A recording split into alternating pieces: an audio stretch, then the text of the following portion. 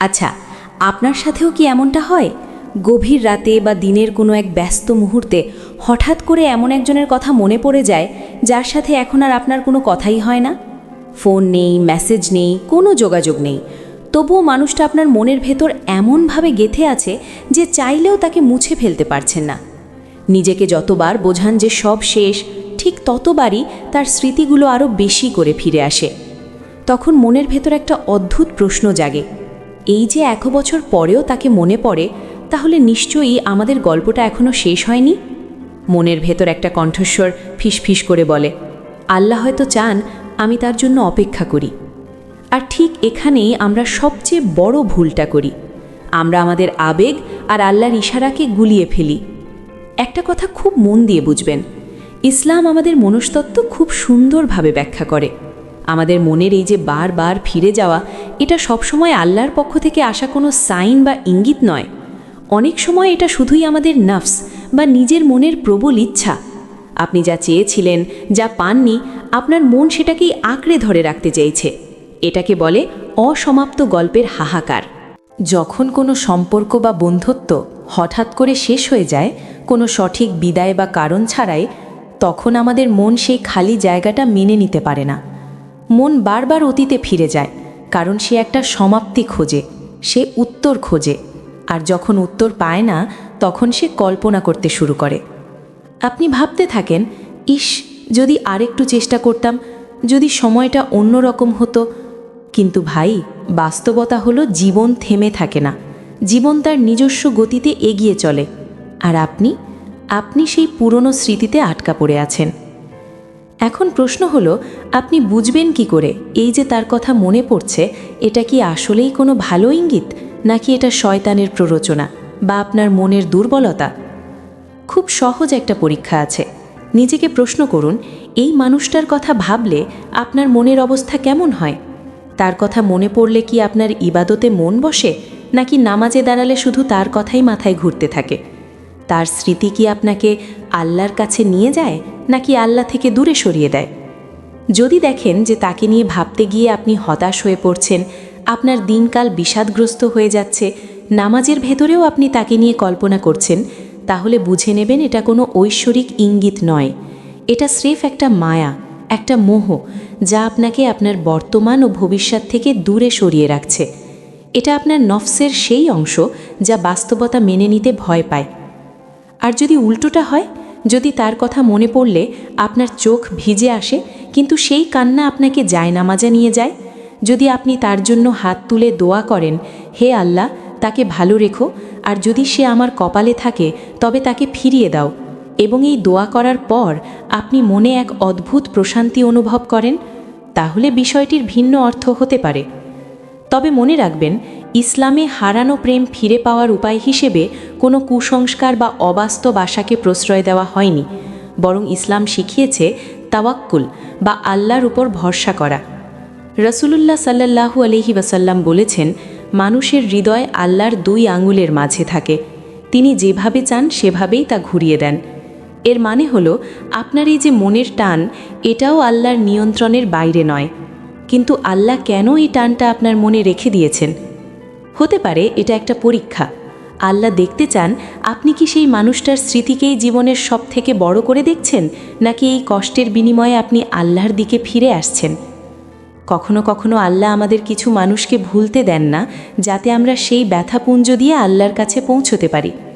হয়তো এই মানুষটা আপনার জীবনে থাকার জন্য ছিল না, কিন্তু তার স্মৃতি আপনাকে তাহাজ্জুদের নামাজে দাঁড় করানোর জন্য ছিল।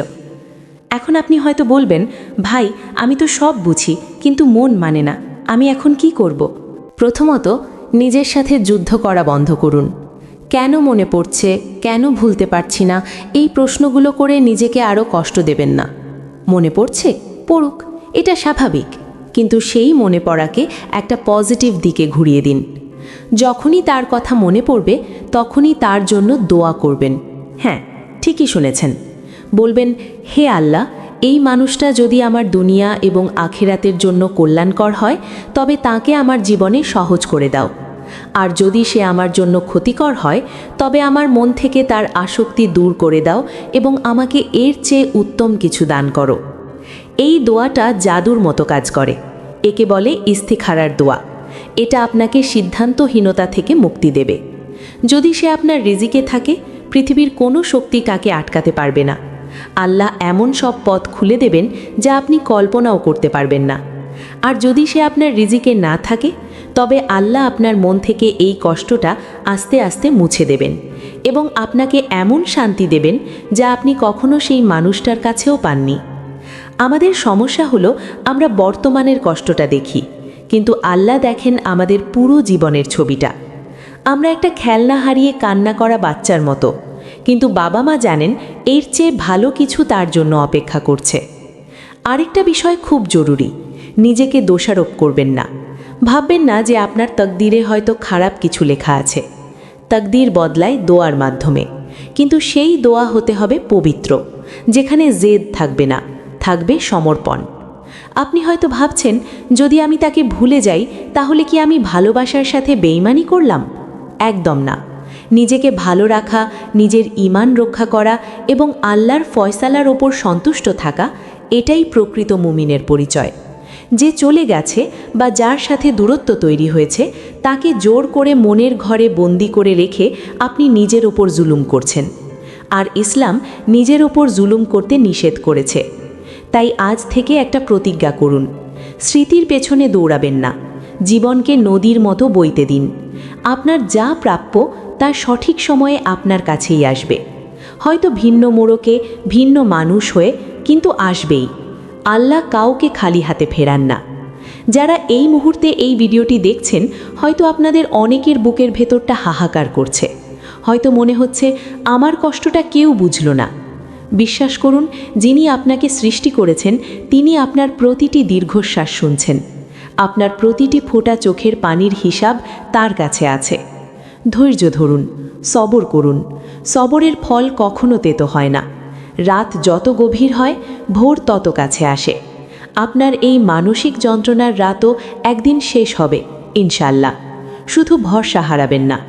মনে রাখবেন, আল্লাহ যা কেড়ে নেন তা কেবল এর চেয়েও উত্তম কিছু দেওয়ার জন্যই নেন। আজকের এই কথাগুলো যদি আপনার হৃদয়ের কোনো একটা কোণ স্পর্শ করে থাকে, যদি মনে হয় কথাগুলো আপনারই মনের কথা, তাহলে ভিডিওটিতে একটা লাইক দিতে ভুলবেন না। আপনার একটা লাইক হয়তো এই ভিডিওটি এমন কারোর কাছে পৌঁছে দেবে যার এই মুহূর্তে এই কথাগুলো শোনা খুব প্রয়োজন।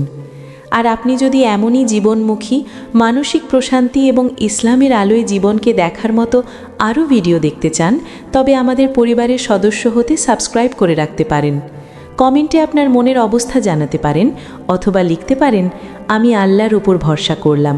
কে জানে, হয়তো আপনার এই ছোট্ট লেখাটাই আপনার মনের জোর বাড়িয়ে দেবে। ভালো থাকবেন, নিজের যত্ন নেবেন, আর মনে রাখবেন আপনি একা নন, আল্লাহ সবসময় আপনার সাথে আছেন।